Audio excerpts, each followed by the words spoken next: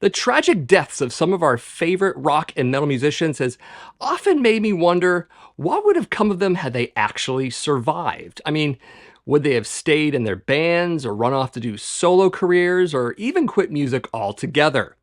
In this video, I'll discuss 4 notable rock and metal musician deaths from the 1980s, the events leading up to and following their passings, and speculate on what they might have done afterwards. So consider this a bit of a thought experiment.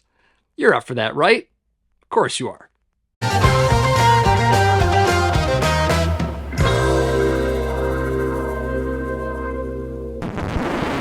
So I've always been a big fan of the what-if scenario. Whether it's movies or novels or TV shows, the use of alternate timelines in any plot is basically enough to pull me in.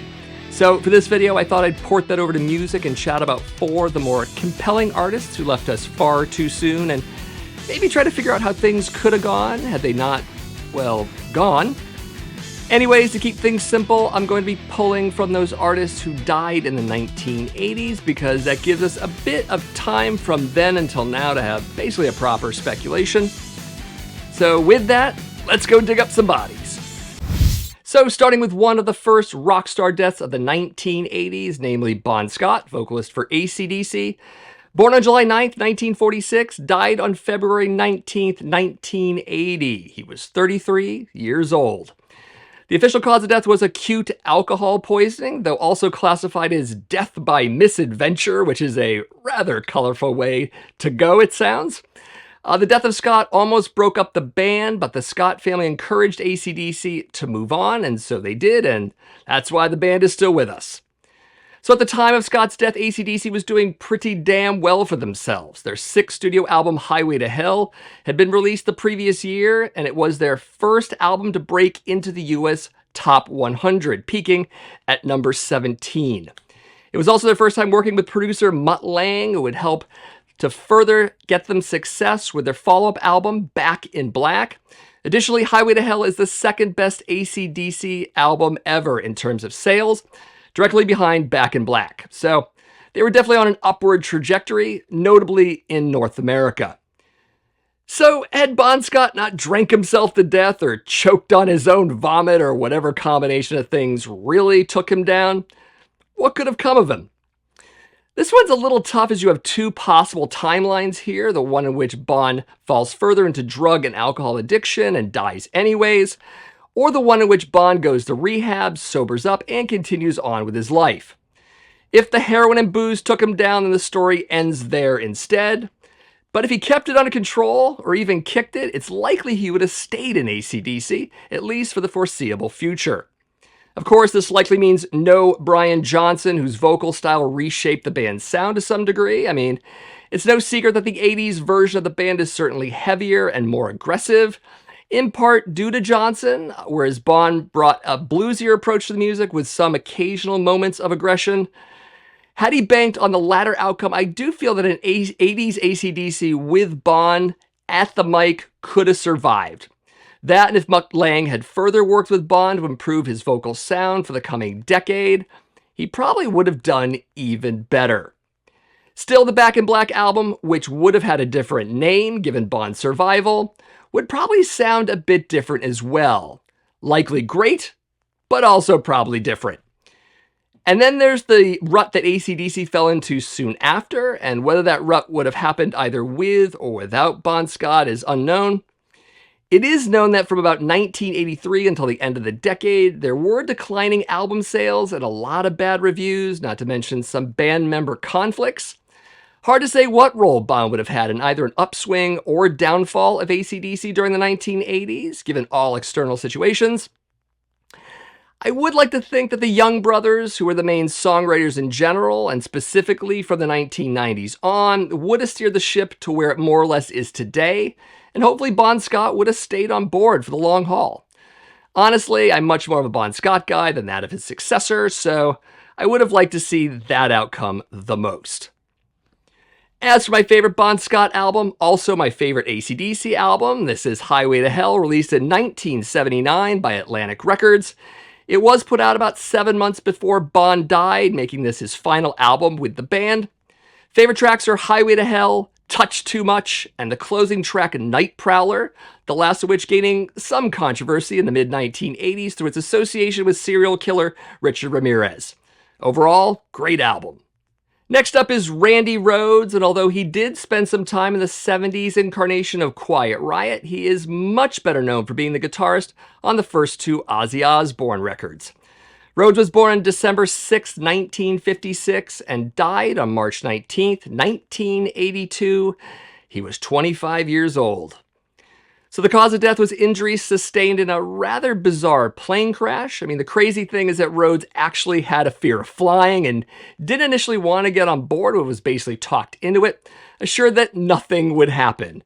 And the rest, unfortunately, was history. So at this point, Ozzy's solo success was certainly there, and he was even outselling his former band, Black Sabbath, in both album and concert ticket sales. I mean, Sabbath's future was deeply in question during this time, with the loss of yet another singer. The band wouldn't put out their Born Again album for another year, and even when it came out, its subsequent tour was a disaster with numerous date cancellations. Also, Born Again was never even certified in the United States. Conversely, Ozzy's then current studio album went on to 3x platinum status, spawning as many as 4 singles and a successful worldwide tour, which is all to say that Ozzy was doing a hell of a lot better than Sabbath at the time, obviously. As for what Rhoads would have done had he survived the plane crash, it's well established what he would not have done, and that would be to stay in Ozzy's band. He had already made the decision to leave once his contract with Jet Records was up, meaning basically one more studio album and subsequent tour. So Rhoads would have probably been on Bark at the Moon instead of Jakey Lee, though following Rhoads' departure from Ozzy, Lee replacing him seems kind of likely still.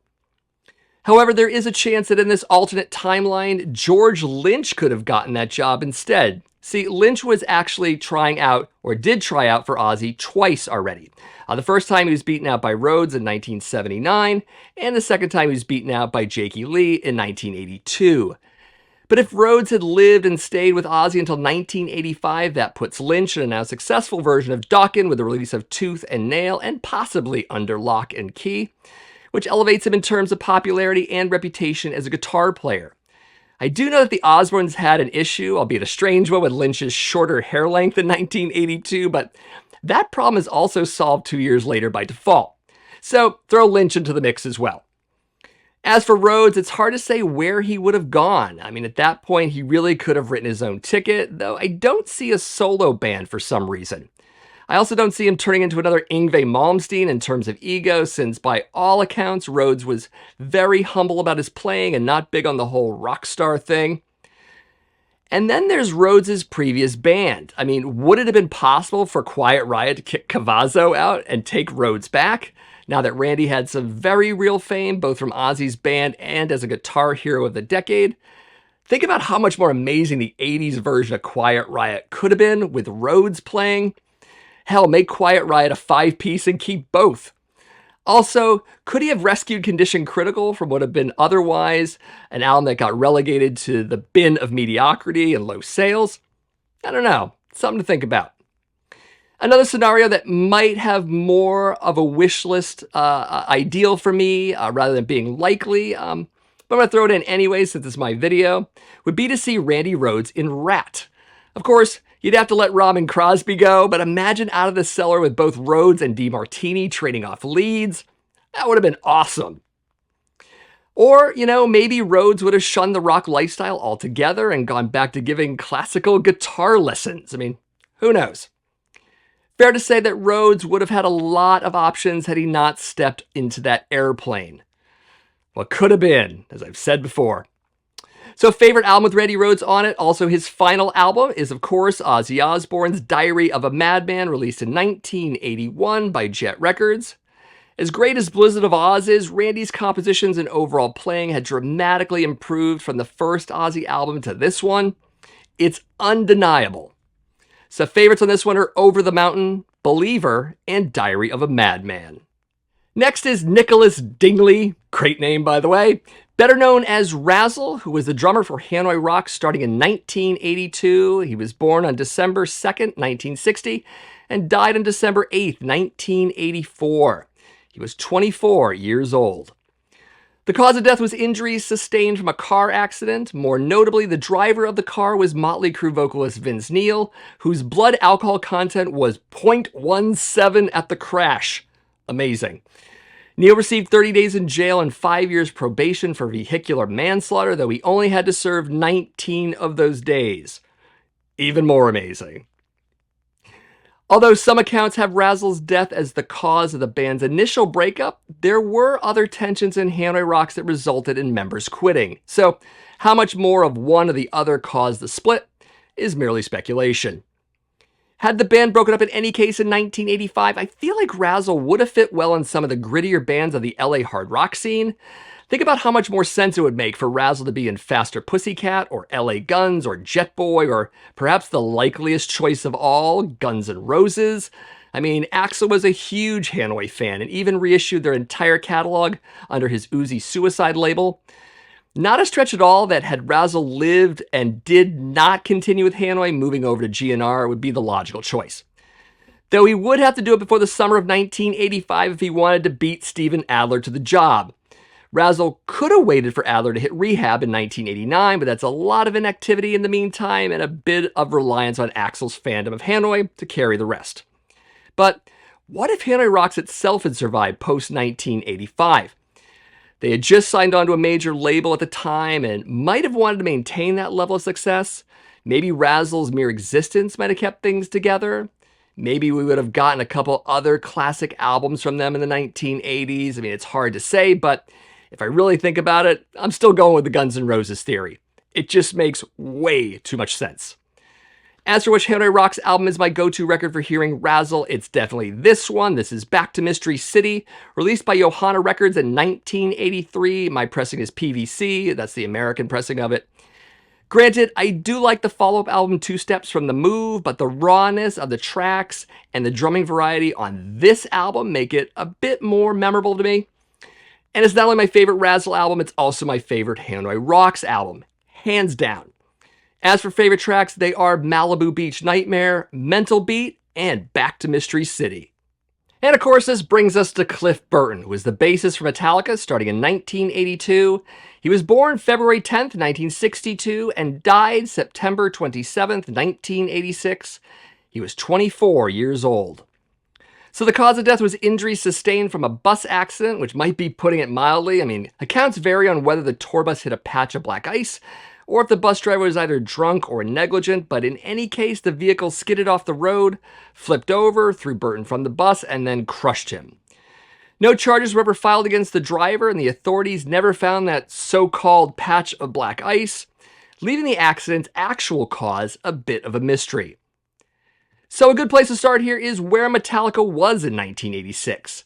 That year gave us their third studio album, Master of Puppets, which peaked at number 29 on the Billboard 200 and went on to reach 6x platinum status. It was also their major label debut on Elektra Records, starting a wave of signings by other big labels for thrash bands in the years to follow. Yes, including Megadeth. Burton himself was a valuable member of the band with his writing credits, production help, and signature bass playing. Given all of this, where would Cliff Burton be had he survived the bus accident? So before we get to that, it is important to note that in order for any sort of favorable timeline to be followed, the bus accident would have to be avoided at all costs. Given that either Cliff or Kirk would have gotten the tour bus bunk in the draw, one of them basically ends up dead. Since you need both of this timeline and you wouldn't have an unused bunk on an otherwise full bus, the accident can't factor in. As for Burton leaping from the jaws of death, I feel he would have stuck around in Metallica for the rest of the 1980s, though to what degree that would alter the material on Injustice for All kind of fascinates me a bit. I'm sure we'd hear the bass, at the very least. And the track To Live Is To Die might not even exist or be retitled. I would have also dug hearing Burton on the Garage Days EP as well. That would have been a good time. But the 1990s for this band might provide at least a couple of possible timeline shifts for Cliff Burton. I think the questions are certainly there. I mean, would Burton's songwriting contributions steer the course of this band into less mainstream directions? Would Hetfield and Ulrich override Burton's input to the point where he would simply leave? Would he even be receptive to Load or Reload or especially Saint Anger? And if so, how much better Or the same would those albums sound with Burton in the band? It's a lot to think about. Overall, it seems to be a matter of how Burton would respond to the changing musical climate of the 1990s and how much he'd want to play into that. If he just went with the flow, then he'd stay. If not, then exiting Metallica would be the possibility. So given Burton's background, he really could have followed a number of musical paths following a post-Metallica timeline.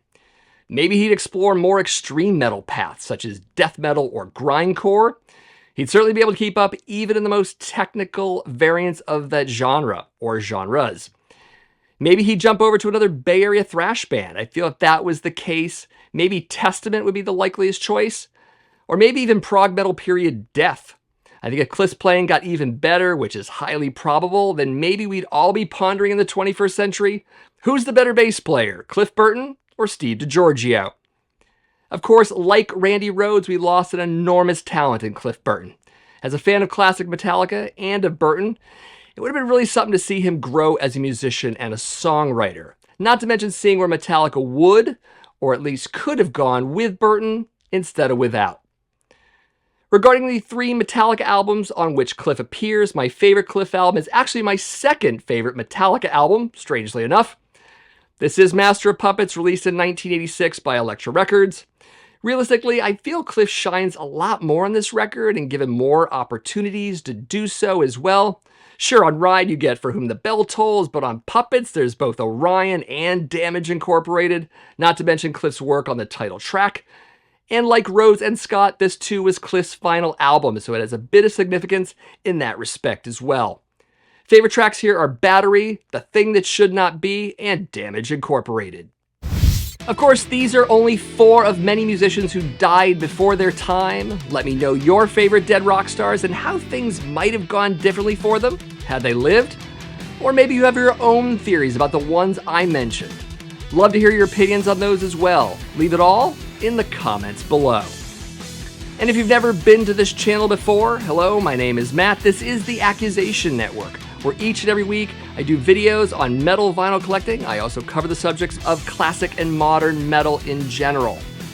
If you like the sound of that, definitely subscribe to my channel if you haven't already done so. Maybe give this video a like and share it with some of your friends. And as always, thank you for watching, and I'll see you in the next video.